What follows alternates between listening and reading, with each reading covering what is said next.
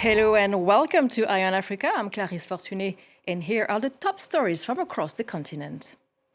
As the world marks the International Day for the Elimination of Violence Against Women, in South Africa, 15 women are killed every single day. Nationwide protests have pushed the government to finally declare gender-based violence a national disaster. In Nigeria, the 24 schoolgirls abducted in Kebbi State have been rescued. But the kidnapping crisis is far from over. More than 350 children taken in just 1 week, and a new attack in Kwara State where gunmen seized women and children. And no ceasefire in sight for Sudan. Washington's latest proposal has been rejected by both warring sides. And as diplomacy stalls, fighting intensifies, with the army repelling a new RSF assault in the south. On November 25th, the world turns its attention to violence against women, a crisis that remains devastatingly widespread.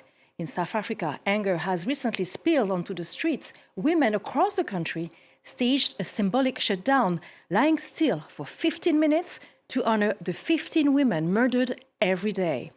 After years of pressure, the government has now declared violence against women a national disaster, acknowledging what the UN calls one of the highest femicide rates in the world. Cameron Kasambala is a spokesperson for Women for Change, one of South Africa's leading voices in the fight against gender-based violence and femicide. And she joins us live from Johannesburg.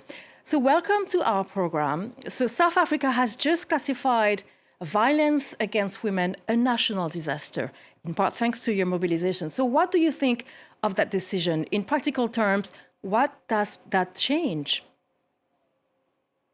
I think for us, it's an affirmation that it is as much of a crisis as we've been trying to show them. I think we've been having this conversation for a long time. So finally having them, classified as a national disaster speaks to the magnitude of the issue. And I mean, our statistics are terrifying. We have 6 times the global average rate of femicide. We have 117 rape cases reported every day. Our numbers are terrifying. So this was a very key moment, an important admission of the government to say that we recognize that this is a national disaster. On a more practical level, I think for us, what we're expecting to see is more efficient implementation of existing frameworks and legislation. We don't need new promises from them. We don't need more declarations or papers signed. We have great frameworks and policies in place. So what we want to see is the efficient implementation of them. So that looks at clear auditing and transparency in terms of funds and when funds are being released, as well as looking at reports, full breakdowns, mobilizing and arranging a multi-ministerial civil society and private organization committee. So trying to have that kind of multi-layered approach, because we do need to tackle this comprehensively. Cameron, so why is South Africa's level of gender-based violence so extreme compared to global averages? I think there's multiple elements that come into play in South Africa. We have a history, of violence with the apartheid system, where violence and power and control and masculinity were kind of interwoven together. And so then it became this culture and this normalization that to be powerful and to be a man means being violent and being controlling. And I think that seeped into the psyche of men in South Africa, and it translated into other generations. And this is when we speak about intergenerational trauma, But then there's also the added element of the patriarchal systems, which label women as second-class systems and even objects to men. And so I think what happens there is, you can imagine, if you bump a table, you're not going to feel bad that you bumped the table. And that is almost the equivalent of how, women and queer people are seen within South Africa. And then we also have extremely high unemployment and substance use issues, which attribute and contribute to higher levels of gender-based violence as well. So where do you think the system is failing? Policing, justice, social services? And so what do you think needs to change first? I think the unfortunate thing with gender-based violence and femicide is it can't be tackled from just one particular area. We need to look at the justice and the court systems because we have a poor conviction rate and we often have people leaving on very low bail. I don't know the equivalent, but something as simple as 300 rand bail being released, having raped someone, which is a very, very low bail rate. We also have law enforcement issues with police themselves rejecting victims and turning them away should they reach out for help. We have bureaucracy issues where there's mishandling of cases. We have medical issues where we've had a backlog on DNA being analyzed. And so we have so much backlog within the service delivery part on multiple levels that it's very hard for victims and, survivors to come forward should something happen to them. And then on a social, cultural element, this violence has seeped into the social norms and the cultural dynamics. And so within the communities themselves, we continue to perpetuate this violence and keep reinforcing it within our communities. So I think it takes looking at all of these various elements very closely. And I think that's why for us it was so important that this was declared a national disaster, because we have a national strategic plan to tackle GBV and femicide, but it wasn't being implemented properly. And it's actually very comprehensive.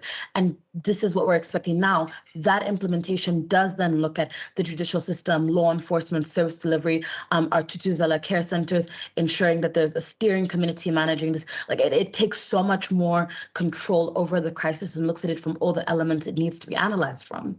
And obviously, South Africa is not the only country. In Kenya, for the year 2024, the Silencing Women Association has recorded 127 cases of femicide compared to 82 in 23. Do your organization work with other countries as well on the continent? No, so our organization is primarily focused on South Africa. And I think for us, maybe the comparison as well is to see how drastic the issue is here. And that's why we focus so much. Is we had 5,578 women killed in 2023 to 2024. So the magnitude of the issue means that our capacity is so tightly woven in South Africa. And my organization, Women for Change, we are a team of 5 people. So we are so limited in our ability to do the work. We don't have external funding coming in. So our work really predominantly focuses within South Africa and what is within our reach and our capacity to work on. So I think that's been kind of our focus. But what we have seen is that we've been able to communicate with other organizations across the world who are also doing the same kind of work and learning from each other, bringing insight into each other's experience. And particularly with our shutdown, we saw multiple countries engaging in some kind of shutdown or protest of their own in solidarity of that movement, because gender-based violence and femicide is a global issue. It's just particularly, harrowing in South Africa. In South Africa. Thank you very much, Cameron Kasambala, spokesperson for Women for Change. Now to Nigeria, where all 24 schoolgirls abducted from a school in Kebbi State last week have now been rescued. A moment of relief amid a surge in mass kidnappings across Nigeria. But elsewhere, the crisis continues. In a village in western Kwara State, gunmen have seized 10 women and children. In total, more than 350 school children have been taken in the past week alone, reigniting national outrage over Nigeria's deepening kidnapping epidemic. France 24's Sam Olukoya has the latest on this growing wave of attacks. Well, it took about the same pattern with what we've seen before, except that in this case, you have gunmen entering a village and then shooting indiscriminately and then picking those they can pick. And at the end of the day, at the end of the operation, they went away with 10 people. It's a bit concerning for those in the area because it was in this same area 38 people were abducted a little over a week ago, and then they were only just released 2 days ago. And you have people released just 2 days ago, and within 48 hours or 24 hours, gunmen return to the area and kidnap more people. That means the insecurity in the area is still very much there. There had been a lot of outpouring of emotion, calls on the government to do something very, very urgently before the problem even escalates. I mean, the more people are kidnapped and ransom is paid, the more the gunmen are armed and the more they become very dangerous. Schools of the 19 states in northern Nigeria, schools in 10 states have closed because of this insecurity. The Nigerian Union of Teachers has warned that they may have to go on strike if this situation continues, because if there's no security in the schools, then there's no way they can teach under that kind of environment, and it could threaten the educational advancement of the country. So there's a lot of outcry that the government has to do more, and from the way we see it, it's not as if the government is doing enough. The recent kidnapping in the school, where more than 200 children were taken away, the Catholic Church owners of the school said the government has not done much in terms of the efforts to rescue those who have been kidnapped. So to a large extent, people have lost faith in the government's ability to protect them. US Africa envoy Marcel Boulos says neither of Sudan's warring sides had accepted a new ceasefire proposal, despite urging both to agree to the plan presented by Washington without preconditions. Meanwhile, violence continues. The Sudanese army repelled an RSF assault on a key southern city a day after the paramilitary group declared unilateral 3-month truce. Laurence Bersecher has more. A day after the leader of Sudan's Rapid Support Forces announced a unilateral humanitarian truce, U.S. Africa envoy Marcel Boulos urged both of the warring sides to formally accept the latest peace plan put forth by Washington. We would like them to accept the specific text that we presented to them, which is quite comprehensive and was extensively discussed with both sides. The other side as well welcomed the proposal, if you recall, a few weeks ago, but has not formally accepted our text. On Sunday, Sudanese Army Chief Abdel Fattah al-Burhan slammed the U.S. proposal as the worst one yet, saying it would eliminate the armed forces while keeping the militias in place. In an ominous sign for future negotiations, al-Burhan also specifically criticized Boulos, calling him an obstacle to peace, and denounced the participation of the United Arab Emirates as a mediator in the peace process.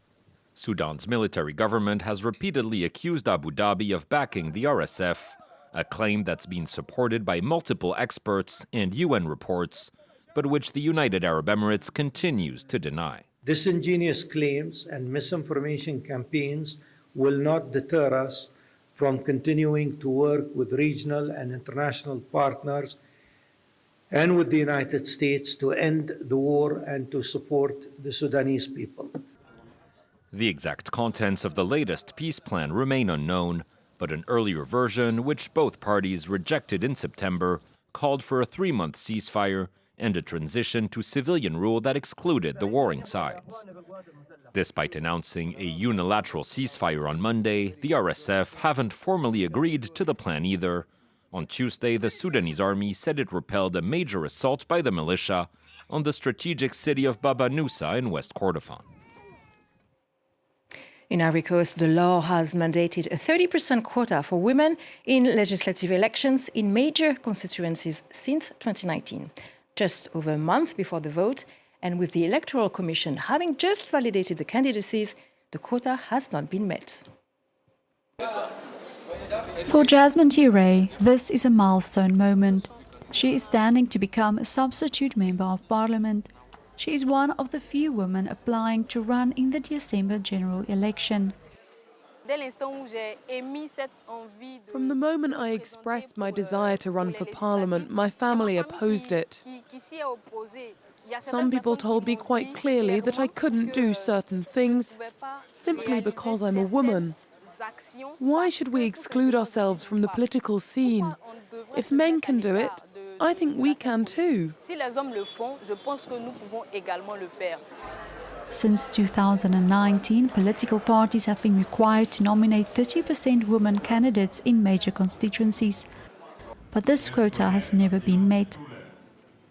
For the upcoming vote, women make up only 11% of approved applications. There needs to be a connection between the specific law on quotas and the electoral code. And a provision must be implemented that is a coercive measure, not an incentive. People don't care about incentives. To bridge this gap, The National Human Rights Council has introduced a political training program for future women leaders in politics. Aujourd'hui, quels sont les canaux de communication, puisqu'on parle de griots, quels sont les autres canaux? Les grains, très bien. With only 12% female representation in Parliament since 2021, these efforts are unlikely to deliver gender equality. And we conclude our program with this scary sight for many Ethiopians. Haile Gubi waking up. The volcano has erupted for the first time after 12,000 years. The plume of volcanic ash you can see has swept across the Red Sea through Oman and reached India, disrupting flights there. Some residents in northern Ethiopia's Afdera district were coughing, and mobile medical services from the Afar region have been launched in the remote area. And this concludes today's edition of Eye on Africa. Thank you for joining us. Keep on watching France 24.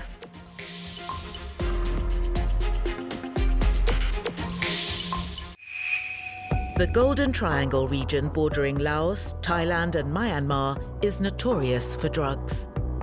เดี๋ยวขอเปิดดูหน่อยนะครับเนาะ ก็มาขอสมทานแต่สามเหลี่ยมทองคำก็ยังคงมีส่วนเกี่ยวข้องกับเรื่องยาเสพติดแต่ว่าบริบทมันต่างไปจาก From poppy fields to makeshift labs, เขาสลัดอย่างเดียวพอสูงมาพวกจะทิ้ง from drug traffickers to Chinese mafia, ตรวจสอบพื้นที่เสร็จแล้วก็มีการขึ้นมาวางตัวแล้วมีคนตรงสามเหลี่ยมทองคำปัจจุบันปรากฏว่ามันมีบ่อนคาสิโนเป็นพื้นที่ที่ทาง from opium to synthetic drugs, the infamous Golden Triangle is still the heart of drug trafficking.